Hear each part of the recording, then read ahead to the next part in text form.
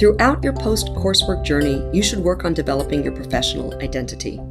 Some of the choices you need to make during this time should be made with an eye towards what you want your CV or resume to look like when you complete your degree. Discussing your career goals with your advising team early, rather than later, will give you the time to build the background you need for the career you are working towards. Sharing your career goals with your advisor, committee members, and others you have chosen as part of your advising board of directors will help them determine how they can best support you and advise you on the activities you should pursue beyond those required for degree completion. When I am trying to help them create their identity, a key aspect is what interests them. It's not helpful to anyone if they are doing things that I'm interested in and they are not. I want them to be passionate. I always tell my students, if I call you or email you late at night with an idea, and I say, hey, we should work on this project, I'm excited about it, I want them to be equally, if not more excited. And if they're not, that's not good for anyone. Then to them it's a burden. So what should have been a yes, Dr. Siegel's got this great idea, we're gonna do it, and this happy time becomes, when am I gonna find time for this? He's gonna have these expectations of me. So I just want my students to be very honest with me about what it is they want to do.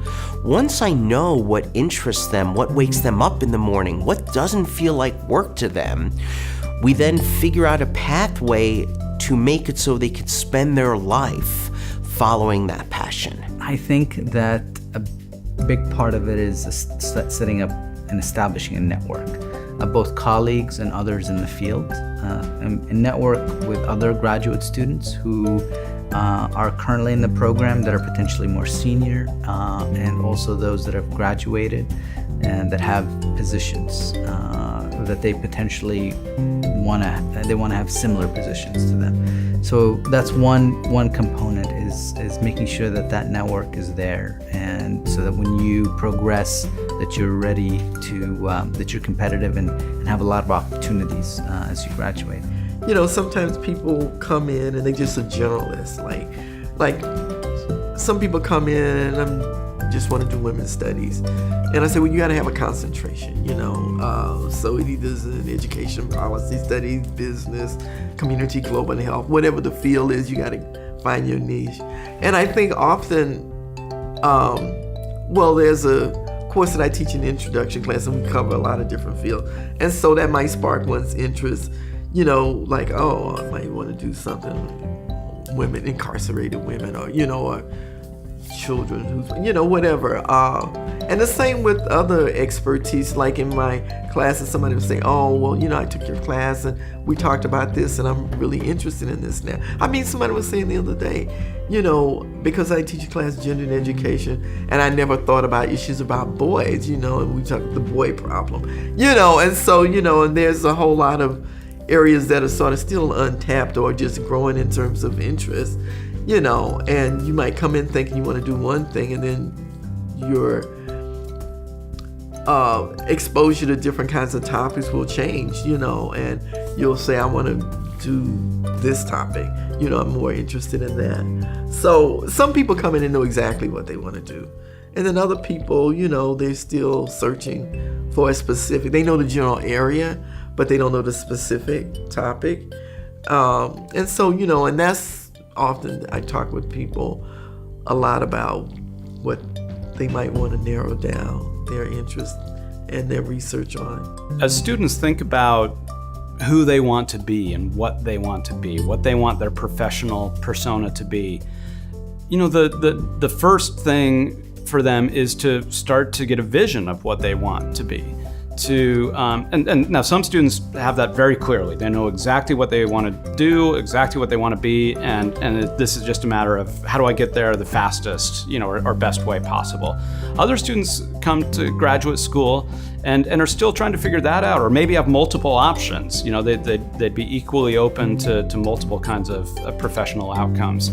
And that's where the advising relationship becomes really helpful, and other kinds of mentoring relationships around campus, working with the career office and others, to be able to envision what it is that you want, what your strengths are, what the skills are that you have, but also the skills that you need to develop in order to get where you want to go. And so So relying on your advisor is the first line of defense there, and is kind of the first person you want to talk to, without neglecting all the other resources on campus that can help you think through what you want to be and how to get there. Ultimately, it's your career, right? It's your life. You have to take charge of it. Students have to be adults about this. They have to take charge of their own lives. They can seek advice and mentorship and advising in order to kind of lead out the vision and then seek out the resources they need in order to develop the way that they want to. One of the things I do tell the students to think about is who they want to be in a scholarly conversation with. So if you think about it that way, what work is it that they want to contribute to, and then they would want the people who are doing that kind of work to be aware of their work and to be thinking about their work.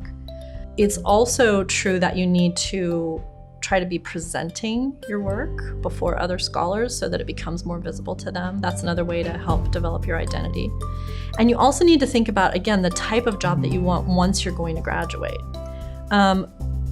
It's easy to think of the dissertation as kind of the thing, but it's important to keep in mind that it really isn't the thing. It's the thing that lets you be done and get a job, but then after that you'll be publishing, you'll be doing research then for the rest of your life if you're a professor.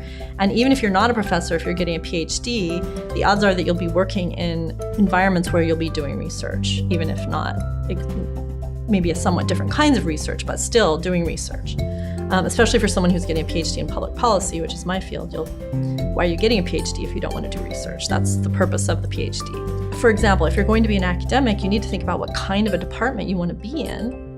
There's a range of departments that are options, and you need to think about then how the work that you do would communicate effectively in the type of department that you would want to end up in.